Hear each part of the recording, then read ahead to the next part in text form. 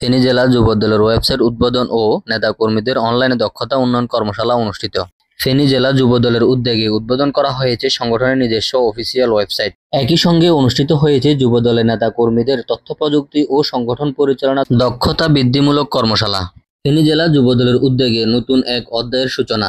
Digital যুগে সংগঠনের কার্যক্রম আরও আধুনিক ও গতিশীল করতে উদ্বোধন করা হয়েছে ফেনী জেলা যুবদলের অফিসিয়াল ওয়েবসাইট। শুক্রবার 31 অক্টোবর বিকালে ফেনী শহরের শিল্পকলা একাডেমি অডিটোরিয়ামে এই ওয়েবসাইট উদ্বোধন ও দক্ষতা উন্নয়ন কর্মশালার আয়োজন করা হয়। অনুষ্ঠানে জেলা যুবদলের সিনিয়র যুগ্ম আহ্বায়ক বেলাল হোসেন বিপি বেলালের সভাপতিত্বে প্রধান অতিথি ছিলেন জেলা যুবদলের আহ্বায়ক নাসিরউদ্দিন খন্দকার। জেলা যুবদলের সদস্য মিডিয়া সেলের প্রধান বেলাল হোসেনের সঞ্চালনায় প্রধান বক্তা ছিলেন জেলা যুবদলের সদস্য সচিব নইমুল্লাহ চৌধুরী বরাত। বিশেষ অতিথি ছিলেন জেলা যুবদলের যুগ্ম আহ্বায়ক আমজাদ হোসেন সুমন। অনুষ্ঠানে ফেনী জেলা যুবদলের ওয়েবসাইট আনুষ্ঠানিকভাবে উদ্বোধন করেন জেলা যুবদলের আহ্বায়ক নাসিরউদ্দিন খন্দকার। এই সময় উপস্থিত ছিলেন ফুলগাজী উপজেলা যুবদল এবং জেলা ও উপজেলা পর্যায়ে সর্বস্তরের সিনিয়র নেতৃবৃন্দ। বর্তমান প্রজন্মকে সংগঠিত রাখতে প্রযুক্তি ব্যবহার অপরিহার্য। এই ওয়েবসাইটের মাধ্যমে যুবদলের প্রতিটি ইউনিটের খবর, কর্মসূচি ও সদস্যের তথ্য সংরক্ষিত থাকবে।